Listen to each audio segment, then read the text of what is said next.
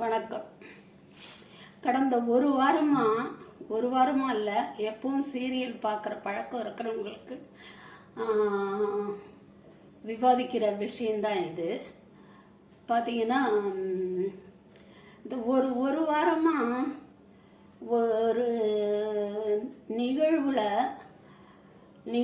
நிகழக்கூடிய அத்தனை விஷயங்களையும் அணுவாக படம் பிடிச்சிருக்கிறாங்க. அதாவது, அந்த வீட்டு பெரியவர் தவறிட்டார். பெரியவருடைய மகன் இன்னொரு பெண்ணை கல்யாணம் பண்ணிட்டு தன்னோட மனைவியை விட்டுட்டு போயிடுறாரு. அந்த பெண் தான் தன்னோட மாமனார் மாமியார் எல்லாரையும் பார்த்துட்டு குடும்பத்தையே தாங்குறாங்க, சாதிச்சும் காமிக்கிறாங்க. இதுவே அவருக்கு கூட கொஞ்சம், யாருக்குன்னா விட்டுட்டு போன கணவனுக்கு கூட கொஞ்சம் வைத்தறிச்சலாக இருக்குது. இப்படி இருக்கும்போது இந்த ஒரு வார நிகழ்வு பார்த்திங்கன்னா கல்மனசையும் கரைய வைக்கும். அதுவும் இன்னைக்கு எபிசோடு பார்த்தவங்களுக்கு அப்படி ஒரு தாங்க முடியாது. நான்லாம் கண்ணீரும் கம்பளையுமா தான் பார்த்தேன். நான் அந்த மாதிரி சீரியல் அடிக்கடி பார்க்குற பழக்கம் இல்லை. இதை சொல்லிக்கிறதுல ஒரு பெருமை கிடையாது. நான் சீரியல் பார்க்க மாட்டேன்னு சொல்லிட்டு என்னைக்காவது எப்போவாவது ஒரு சீரியல் பார்த்து, அது பாதியாக இருந்தாலும் சரி, பாதி ஏதோ ஒரு எபிசோடை பார்த்து அது எனக்கு பிடிச்சிருந்துச்சுன்னா அப்புறம் பார்ப்பேன். அது மாதிரி தான் இந்த பாக்கியலட்சுமி பார்க்க ஆரம்பித்தது. இப்போ சொன்னேன் இல்லையா, அந்த வீட்டில் அந்த பெரியவர் இறந்து போயிடுறாரு. அவர் இறக்குறதுக்கு முதல் நாள் தான் அவருக்கு 80வது வயது பூர்த்தியாகி அதை நல்ல விசேஷமாக செய்கிறாங்க. இந்த டைவர்ஸ் ஆன பெண் என்ன பண்ணுறாங்க, குடும்பத்தை தாங்கிக்கிட்டு மாமனார் மாமியாரையும் தாங்கிக்கிட்டு ஒரு தொழிலும் செய்து தனியாகவும் பெண்களால் சாதிக்க முடியும் அப்படின்னு சொல்லி அவங்க வழியில் அவங்க போகிறாங்க. ஆனால் அந்த டைவர்ஸ் வாங்கிட்டு போன அந்த கணவர் இருக்கார் இல்லையா, டைவர்ஸ் கொடுத்த கணவர், வாங்கிட்டு போனவர் இல்லை, அவர் கொடுத்தாரு, இந்த அம்மா வாங்கிட்டாங்க, அவ்வளோதான். அவருக்கு இவங்களுடைய நிலை மென்மேலும் உயர்றதை பார்த்து கூட கொஞ்சம் வயிறு எரியுது. இவங்க பாக்கியலட்சுமின்னு உருகிறது அவருக்கு செம கடுப்பாக இருக்குது. இதில் நடுவில் ஒரு பிரச்சனையும் வருது. அந்த அம்மா செய்யாத ஒரு பழைய இந்த 2வது சம்சாரம் இருக்கிறாங்க இல்லையா, அவங்களும் அவங்க அம்மாவும் சேர்ந்து பாக்கியலட்சுமியோட மாமியார் மேலே போட்டுட்டு அவங்கள ஜெயிலில் கஸ்டடி வரைக்கும் இழுத்தடிக்கிறாங்க. கிட்டத்தட்ட தீர்ப்பு சொல்கிற நிலையில் அப்பவும் அந்த பாக்கியலட்சுமி மருமகள் தான் அவங்கள காப்பாற்றி கொண்டு வர்றாங்க. இதெல்லாமே அந்த விட்டுட்டு போன கணவனுக்கு ரொம்ப வைத்தறிச்சலாக இருக்குது. அவன் நம்ம தாயை காப்பாற்றினாலேங்கிற ஒரு நான் ஜெயிலுக்கு போக விடாமல் காப்பாற்றினாலேங்கிற ஒரு நன்றி கூட கிடையாது. இப்போ இந்த ஒரு வார நிகழ்வுல அந்த ஒரு மரண வீட்டில் ஒருத்தர் சிவபதவி அடைஞ்ச வீட்டில் என்னென்ன எப்படியெல்லாம் நடக்குமோ அதெல்லாம் நடக்குது. ஆனால் ஒரு விஷயம் மட்டும் நடக்கலை. என்னன்னு கேட்டிங்கன்னா, என்னோட பையன் என் கணவருக்கு எந்த விதமான காரியங்களையும் செய்யக்கூடாது அப்படின்னு அந்த அம்மா தடுக்கிறாங்க. எந்த விதமான காரியங்களையும் செய்யக்கூடாதுன்னு தடுக்கிறாங்க. அது ரொம்பவும் வைத்தறிச்சலாக இருக்குது. தன்னோட நிலை உயர்ந்து இருக்கணும், அவள் தாழ்ந்து இருக்கணும்னுங்கிறது மட்டுமே அவரோட குறிக்கோள். அப்படி நடத்த விட மாட்டேன், நான் அவளுக்கு அந்த உரிமையை கொடுக்க விட மாட்டேன், நான் தான் செய்வேன்னு சொல்லிட்டு ஒத்த காலில் நிற்கிறார் பார்த்துக்காங்க. ஆனாலும் அந்த அம்மா பிடி கொடுக்கவே இல்லை. அந்த இதுக்கு முதல் நாள் அவர் அந்த சிவலோக பதவி அடையிறதுக்கு முதல் நாள் என்னாச்சு பார்த்தீங்கன்னா, அந்த 80வது பிறந்த நாள் விழாவுக்கு இவருக்கு சொல்லலாம் இல்லை மகனுக்கு.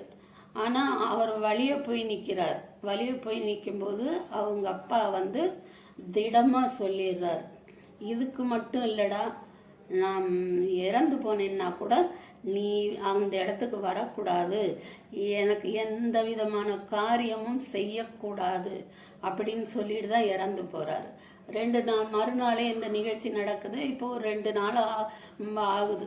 தூக்கணும், செய்ய வேண்டிய கடமைகளை செய்யணும் அப்படின்னு சொல்லிட்டு எல்லாரும் கோபியை உந்தும் போது அந்த அம்மா முடியாதுன்னு சொல்லிடுறாங்க. கடைசியில் எல்லாருமே அந்த அம்மாவுக்கு சப்போர்ட்டாக வந்துடுறாங்க. இதில் வந்து நீர்மாலை எடுக்கிறதுன்னு ஒவ்வொரு வட்டாரத்தில் எப்படி சொல்லுவாங்களோ தெரில, ஆனால் இதில் வந்து நீர்மாலை எடுக்கிறதுன்னு சொல்கிறாங்க. நீர்மாலை எடுக்கிறது வந்து முதல்ல பெண்கள் போவாங்க.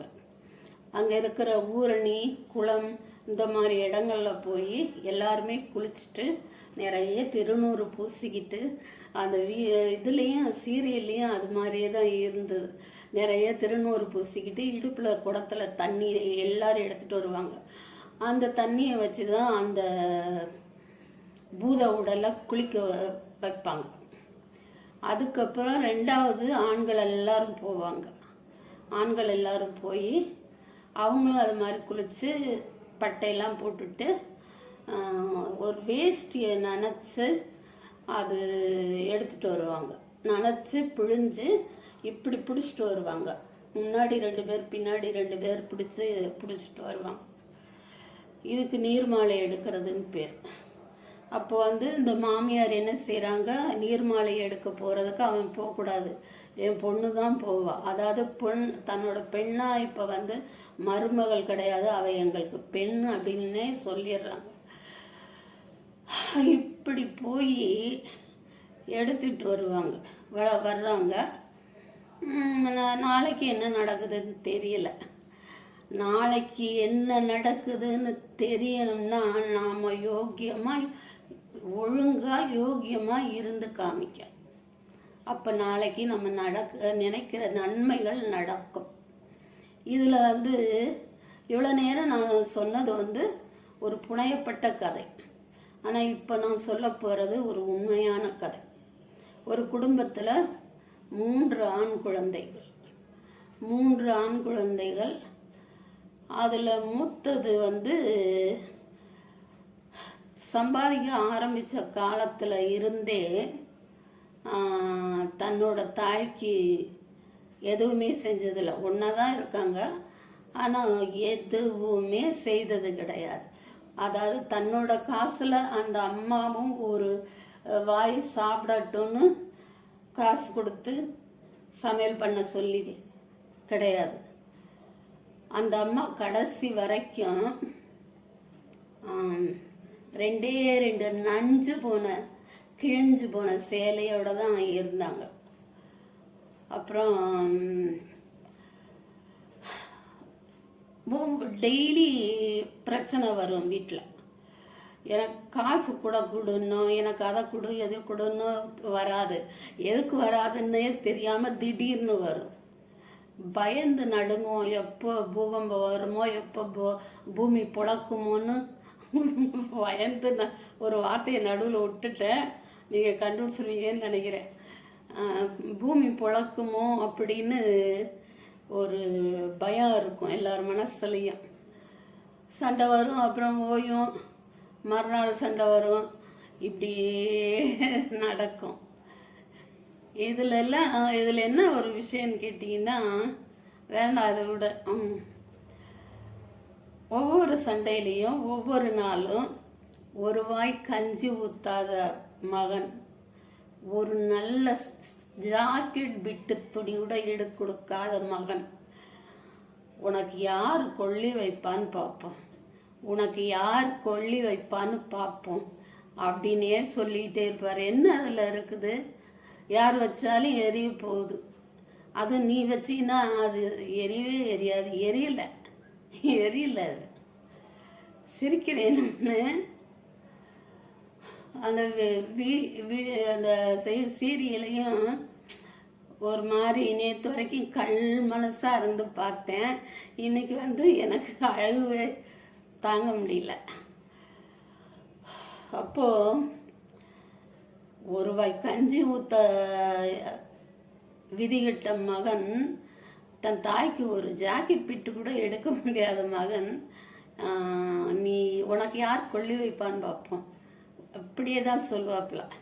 என்னன்னா, தாய்க்கு தலைமகன் கொள்ளி வைக்கணும், தகப்பன் கடைசி பிள்ளைய தகப்பனுக்கு கொள்ளி வைக்கணும்னு சொல்லுவாங்க. இப்போ நிறைய பேர் வெளிநாட்டில் போய் இருக்கிறாங்க, இறந்தா கூட வர முடியல, சிலர் இறந்தே கூட வராங்க. இதெல்லாம் ஒரு பக்கம் இருக்குது. இப்படியே சொல்லிக்கிட்டே இருந்த பையன் கடைசியில் அந்த அம்மா உடல்நலம் குன்றி இறந்துடுறாங்க. இறந்த அடுத்த செகண்டே ஃபோன் பறந்துடுது. அங்கே ஃபோன் பறந்துடுது. காலையில் ஒரு 6 மணி போல் ஃபோன் போட்டது. சாயந்தரம் 6 மணிக்கு வரைக்கும் யாரும் வரலை. வைகை எக்ஸ்பிரஸை பிடிச்சா 2 மணிக்கு கிளம்பி சாயந்தரம் 9 மணிக்கு வந்துடலாம். காலையில் வண்டி இருக்கா என்னன்னு தெரியாது. உன்னோட வசதிக்கு நீ ஒரு ஃப்ளைட்டில் கூட வந்துடலாம். அப்படி இருந்துட்டு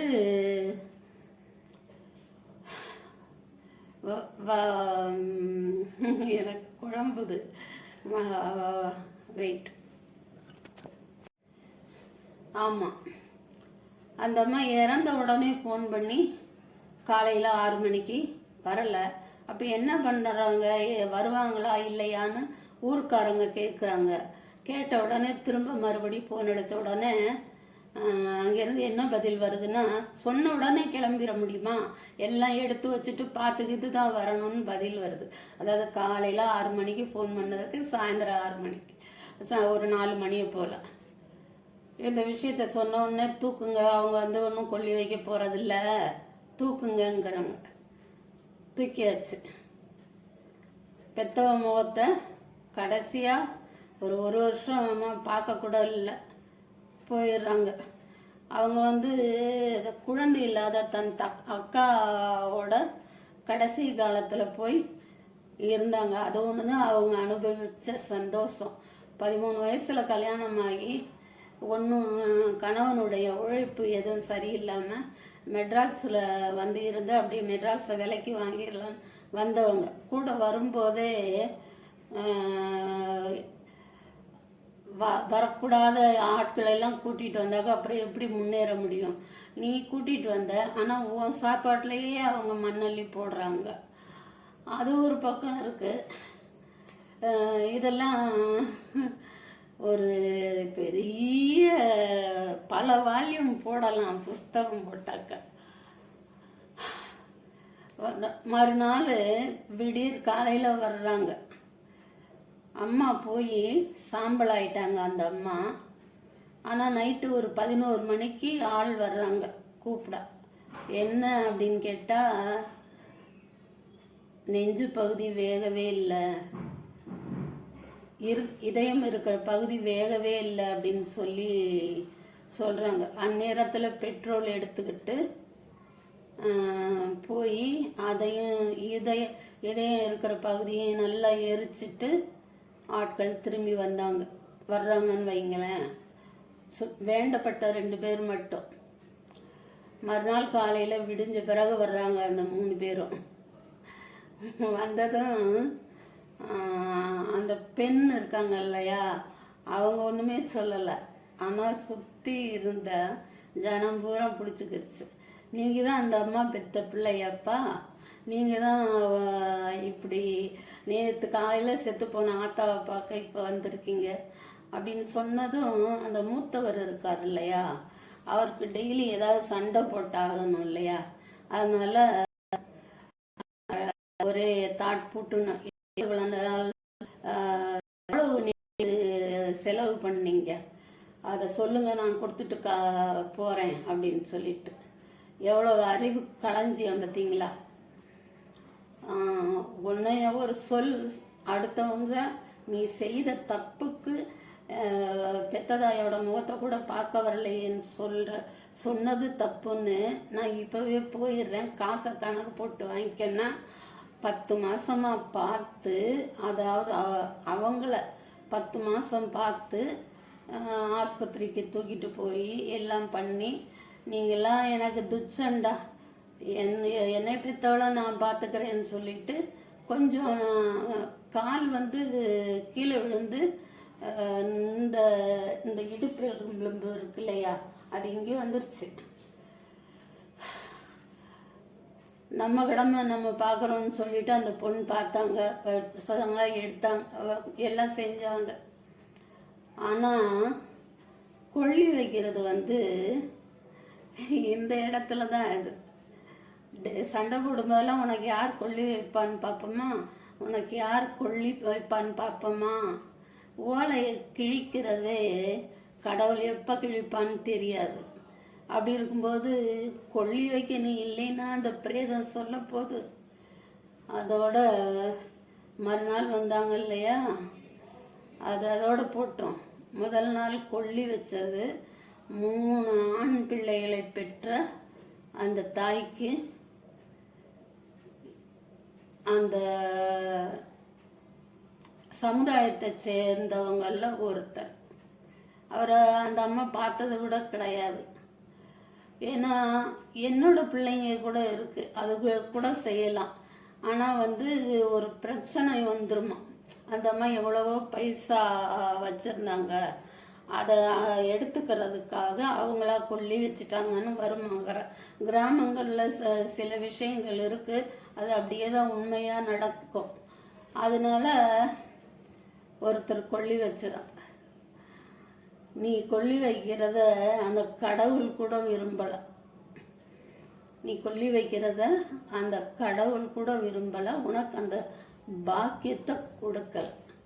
அந்த அம்மா தானா யாரோ இல்லை, அந்த சமூகத்தை சேர்ந்த ஒருத்தர் கொள்ளி வச்சு அந்த பிரேதம் வந்து அந்த பிள்ளைங்களை மட்டும் நினச்சி எரியாமல் இருந்து அப்புறம் அதுக்கு மறுபடி பெட்ரோல் ஊற்றி எரிய வச்சாங்க.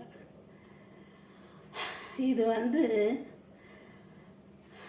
அது டெய்லி வந்து மனசில் வந்து போகும். ஆனால் இந்த ஒரு 3-4 நாளாக அந்த டிவியில் அந்த நிகழ்ச்சியை பார்க்கும்போது மனசு கொஞ்சம் கஷ்டமாகவும் இன்னைக்கு அழுகையும் கண்ணீருமாகவும் பார்த்தேன். ரொம்ப அந்த இதெல்லாம் சடங்கெல்லாம் செய்கிறாங்க இல்லையா, அதை பார்க்கும்போது ரொம்ப மனசு கஷ்டமாக இருந்தது. பாருங்க, நீங்களாக பார்க்கலினாலும் ஒரு 2 நாளைக்கு பாருங்கள், எப்படி இருக்குன்னு சொல்லுங்கள். போயிட்டு வரவா?